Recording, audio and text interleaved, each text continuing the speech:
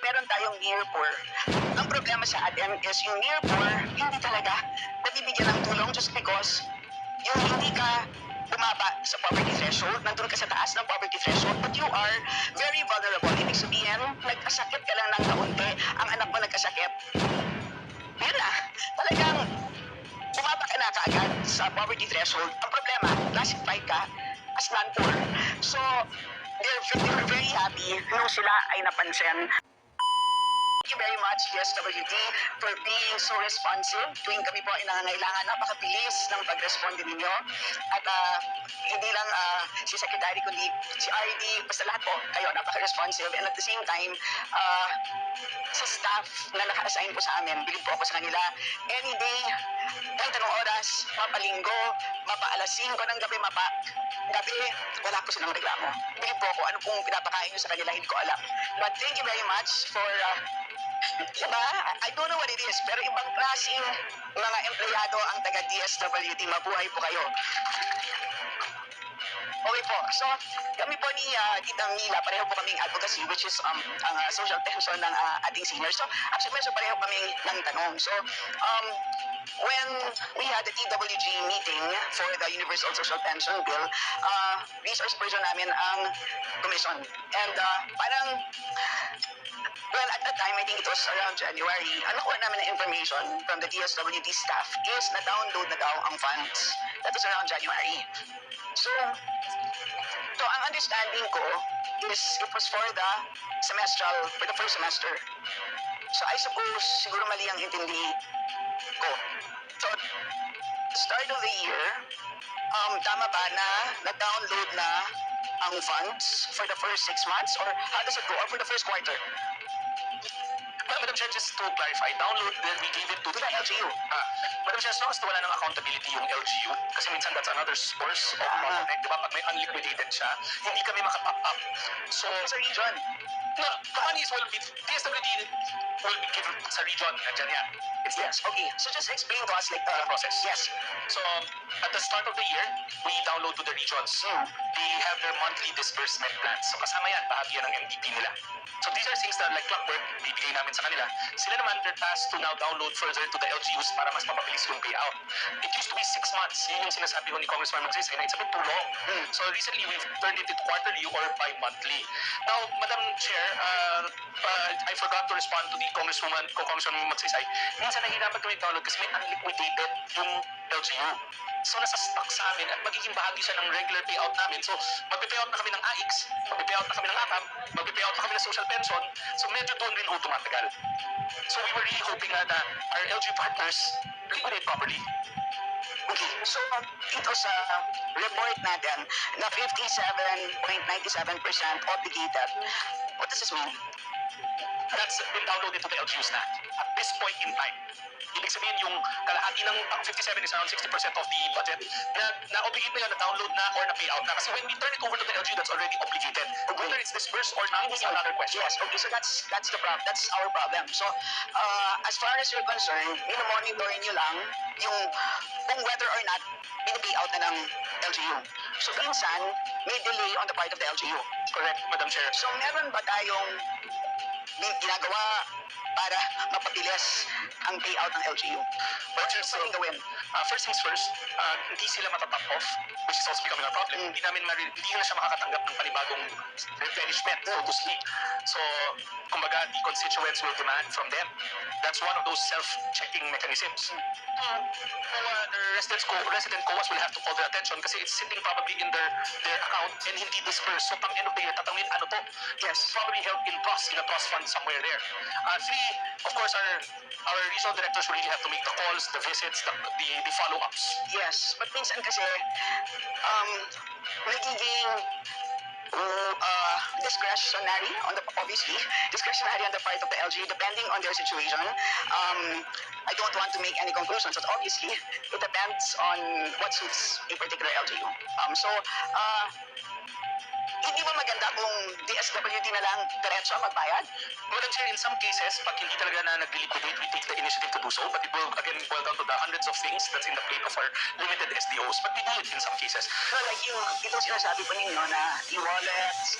Madam Chair, that's my second point. We are also looking at basic deposit accounts na lang nga po tayo.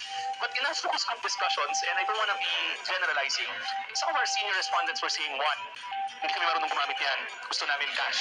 Two, baka mawala namin yung ATM namin.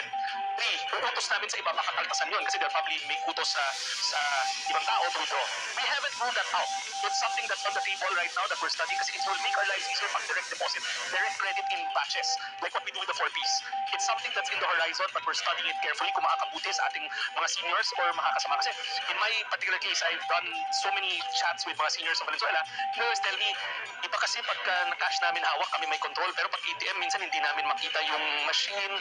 So we're not even talking about e-wallets, we're just talking about basic deposit accounts or ATM. So but we're studying it, Madam Chair, we're studying it. And obviously, it's also possible that expectation, 1 year, you get 12,000, diba? However, it's possible that under a semestral basis, it's possible that after you're paid 6 months, pwede ka mawala sa listahan, diba? If you die, No, Madam Chair. at any point in time, pwede ka naman matanggal sa listahan eh. Madam Chair, kasi we would I mean, it's possible that Madam Chair, yeah, as a possibility, right? So that possibility, the seniors, imbes na 12,000 ang makuha, pwedeng 6,000. it's a possibility if they are deleted kasi the list will come from the OSCA Yes, offices. there's no rule as to minimum, maximum, walang rule eh, di ba? Or if you are deleted or added to the Yes, it just simply says you get 1,000 pesos a month. That's the law. Madam Chair, you are correct in the sense that it's not an impossibility. It's Yes. So, right now, ilan pong seniors ang covered? 4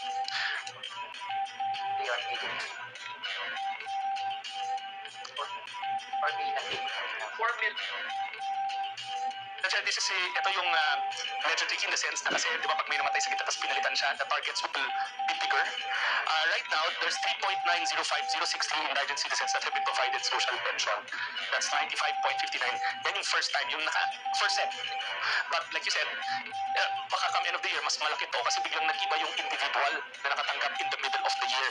Whether natural attrition or whether nga, like you said, pinalitan. And what's the total number of seniors? In our database, universal or are you talking about the indigent? No, all seniors. So, sorry, what is the coverage rate? Hindi, PSA data is around 12 million. So, But yes. in our data, it's yung indigent, diba? Ano yung 485. Yes, no, but if we're looking at 12 million, so roughly about 4 divided by 12, only about 1/3 of all seniors are covered. Yes. So, right now kasi, ito na, based on my experience, kasi it says, ang covered lang po ay indigent seniors. Pag tinatanong ko sa mga senior, sino po sa inyo ang senior? Asang kamay? Sino sa inyo ang indigent o nangangailangan? Silang lahat, nakataas pa rin ang kamay. So, the problem with the term indigent is, ang hirap ma-define. Diba? Kasi it's really subjective. Diba? Yung pag tinanong mo sila nangangailangan, nangangailangan talaga. So, what are your thoughts on universal social pension? One, it's fair. We are fully supportive of it, and it will certainly make our lives so much simpler. We love you, Sec. Kasi yan talagang pinaglalaban namin. We are, And our Congress voted unanimously for this bill. Pasado na dito sa Congress. At sana tulungan nyo kami na ipaglaban ang universal social pension sa Senado. Kasi yun ang kailangan namin at this point, Sec. Madam Chair, we will do our part because we believe in that initiative. Yes, and para sa akin, Sec, seniors provide childcare. Sa ibang bansa, as you know, childcare is subsidized by the government. Dito, it's not. So para sa tingin ko, panahon na na pag-isipan, we need to subsidize apostolic care. Nakakapagtrabaho ang tayo. Dahil ako, ini-entrega ko yung 4 ko na anak sa nanay ko araw-araw, hindi ko siya binabayaran. Sorry, mami. Hindi, maraming ganon. So kung hindi natin susuportahan ang seniors, marami po ang hindi makakapagtrabaho, especially the women. Madam Chair, we are fully supportive and we understand that the concept to make more people more productive in a sense. It's a whole cycle of going back to the economy anyway. We agree with it, Madam Chair. You put it this way, it's an investment towards making our people more productive, our able-bodied, or a younger set of people be productive part of the workforce. Yun. And last na lang, Madam Chair, tungkol po sa 4Ps. So again, nagpapasalamat po ang napakaraming Marikenyo na na-delist. So 60% of the 4Ps in Marikina na-delist. And that's the reason for why ako ay lumapit, nagmakaawa kay Secrex. And you know what? He's a listener. So nakinig talaga si Secrex. And yun ang problema, yung proxy means test na sobrang na talagang luma. And thank you very much for considering this meeting. And there's three typical reactions. So ang number one reaction is, thank you very much, pakisabi kay Secrex. Believe me, Sec. Meron talagang tumatanggap na graduate na talaga sila. So, all these works. Tinatanggap nila na malugod na graduate na sila sa 4Ps. Ang hinaing lang nila is yung payables daw sa kanila dati, medyo na late. So, pinapa-remind lang. O sabi ko, okay, don't worry, sasabihin ko kay RDMJ. So, that's one.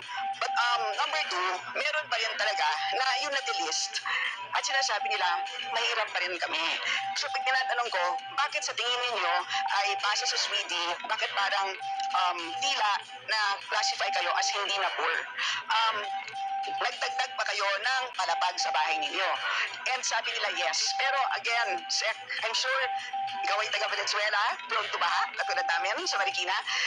Hindi naman ibig sabihin na nagdagdag ka ng isang palapag sa bahay mo, milyonaryo ka na. It's a necessity for us to survive. Diba? Kailangan mong itaas ang bahay mo para lamang mag-survive. Hindi ibig sabihin nun na yumaman ka na hindi ka na nangangailangan. So sana ay ma-consider yung, and I think I've mentioned this to you, so sana yun ang isa sa consideration. So maybe dun sa final pass, baka may mga indicators na yung na sana location specific, that there are wealth indicators that could be sensitive to wealth or income na baka pwedeng ma-identify. So yun po. Sorry, last na lang po. Finally, yung AKAP. Yung AKAP, feedback on the ground. Again, sobrang pasasalamat sa Dswd that for the first time daw napansin sila. There's a sector of society na talagang nangangailangan but never daw sila napansin ng gobyerno. So, tama kayo, Sec. I've heard you say this na meron tayong near poor. Ang problema sa atin is yung near poor, hindi talaga nabibigyan ng tulong just because yung hindi ka bumaba sa poverty threshold, nandun ka sa taas ng poverty threshold, but you are very vulnerable. Ibig sabihin, nagkasakit ka lang ng kaunti, ang anak mo nagkasakit. Yun na, talagang bumaba ka na kaagad sa poverty threshold. Ang problema, classified ka as non-poor. So, they were very happy nung sila ay napansin under the AKAP program. Of course, sa NEP, wala ang AKAP. So, I express strong support for the restoration of that program. And thank you very much for, again, telling us and reminding Congress na meron talagang sector na yan, na near poor, na kailangan din alagaan. So,